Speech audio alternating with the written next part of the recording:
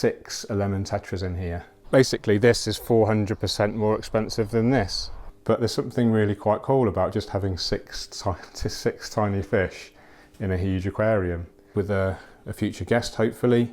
What are you doing?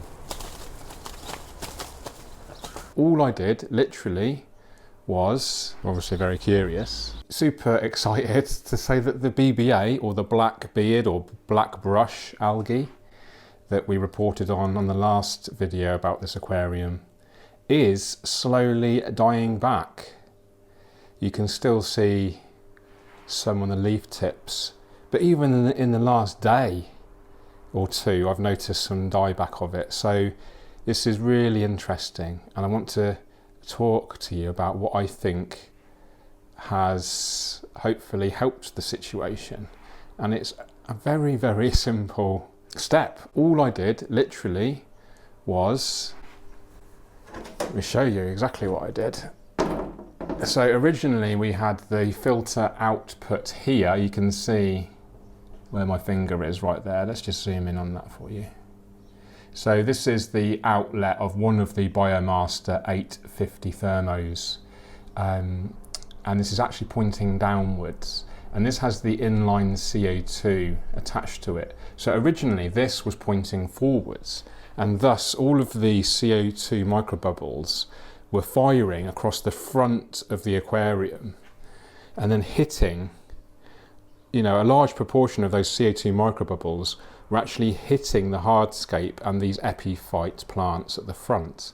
Now the issue with that is, combined with a lot of light and the CO2 and the nutrients, these normally slow growing, they want to grow slowly, things like Anubias and Bucophalandra.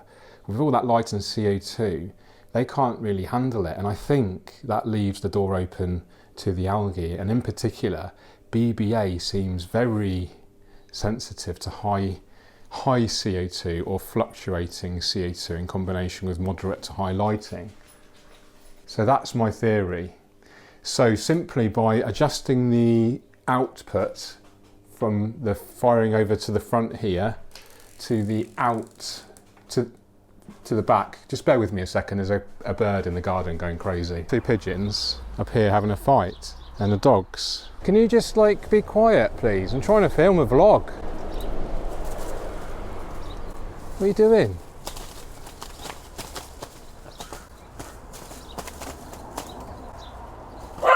Okay, we're back in the room now.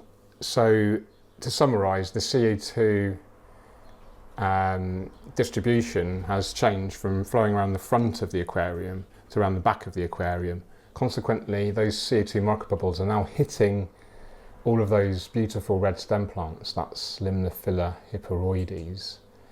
And that is definitely able to use that high level of CO2 and the high level of light, because of course it's nearer the light source at the top of the water column there. And my theory is that because the Limnophila can use all of that extra CO2, all of that high lighting and nutrients and flow, that is effectively starving the BBA from these plants at the front of the aquarium. So, you know, as we know, correlation doesn't always equal causation, but I think this is a really strong case for suggesting that BBA can be influenced by a combination of high lighting, high CO2 and high flow. And by adjusting the flow and the plant's ability to use those extra levels of light and nutrients, we can mitigate the risk of BBA, especially on the slower growing epiphytic plants there. So let's just talk about the actual system from a technical perspective. Just a reminder for those that don't know, this is a TwinStar 1200. Now, a full disclaimer, this isn't designed to be used inside a hood, so do so at your own risk. And the same story with this Weo Slim 60. So this is on for 6 hours, and this is on for 10 hours. And the idea is that the backlight here lights obviously all the back stem plants up longer than the rest of the plants, which is slower growing and therefore more susceptible to algae. So this actual hood here does conduct heat away, so that's why I'm not so worried. But just a disclaimer, twin star lights are not designed to be fitted under a hood, so do not attempt to do that at home or do so at your own risk. The aquarium itself, for those that aren't aware, this is the Highline 400, holds about 400 litres or 100 gallons. Comes with a dry weir, so there's no cables or pipes running around the back of the aquarium, it's all coming through here. So if we go inside the cabinet now, here we have the two external filters, two Aquascape Biomaster 850 thermos with inline CO2 there. And also, let's move over to the right hand side of the cabinet. Here we have the CO2 kit. We're running about 4 bubbles a second there on the inline CO2. All the electrics behind there, and then there's all my maintenance kit in there. Of course, lots of towels, as we all know as fish keepers, we need lots of towels. So that's the kit. Quite a simple setup, but premium. Whilst they are, of course, a premium brand, very high quality. I'm very happy to have them here in our office space. Fish-wise, there's just 6 lemon tetras in here. I am in the market for some more display fish, but there's something really quite cool about just having 6 tiny fish in a huge aquarium. The colours look magnificent. You can see those white specks floating around. That's actually the CO2 microbubbles. So the theory with the CO2 microbubbles versus like a CO2 reactor, for instance. So for those that don't know, a CO2 reactor actually relies on the CO2 100% dissolving in the water. So you don't actually see those white specks because that CO2 is actually fully dissolved in solution. This is in contrast to what we're using here, which is a microbubble system using a ceramic tube or a ceramic plate, depending if you're using an in-tank or an in-line diffuser. And this produces these tiny CO2 bubbles. And these are actually, as you may know, bubbles are just a gas, and these are CO2 gas. And as these bubbles actually hit the plant can actually, apparently, use that CO2 in its gas form rather than its dissolved CO2 form in the water. And there's some anecdotal evidence that suggests that actually the plants will grow better using this CO2 in this gas form. So arguably you could say the CO2 microbubbles could be a more effective way at feeding your plants CO2 rather than a dissolved gas method such as a CO2 reactor. So something to think about, maybe a bit more of an advanced topic there, but let me know in the comments what you think about that. And yeah, so it's an interesting topic, CO2 injection. It's very important, of course, with high energy aquascapes like we've got here.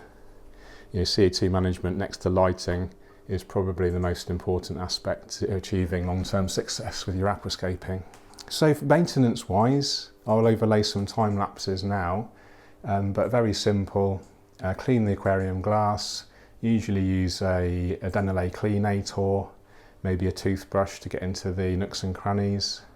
If I want to trim the plants, so for instance this limb the filler here, this has needed to be trimmed back, so I've actually just used my finger and thumb and pinched off the tallest stems that I wanted to trim back, got them all to kind of together as I want them, and then reinserted them into the main plant mass body there.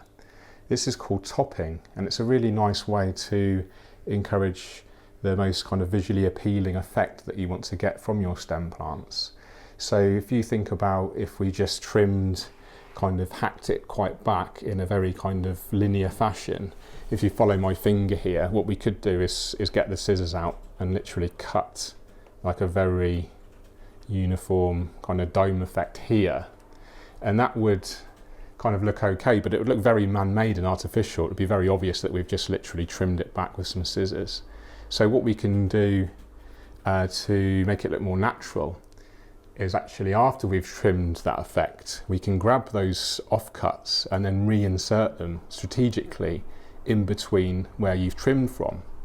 And this technique, as I said, is called topping, and it's quite an advanced technique, but it's a very, very effective way of achieving a beautiful look right after a heavy trimming session. So that's something to bear in mind, and maybe I'll do a deep dive video on that. And in fact, if you do subscribe to the Tropica Aquarium Plants YouTube channel, I have recently produced a video for that which talks about the topping technique from the better Aquascape that was created during Tropica Live. We'll do a new video coming soon describing what we're going to be doing in this scape with a future guest, hopefully. And I wanted to do a deep dive at some point on aquascaping tools, because, very exciting, I treated myself. In fact, let's go in the garden because it's much more brighter. Basically, this is 400% more expensive than this, and I'd like to know why. I'm going to dive deep, and it's going to be exciting. Take care, keep on scaping. Cheerio.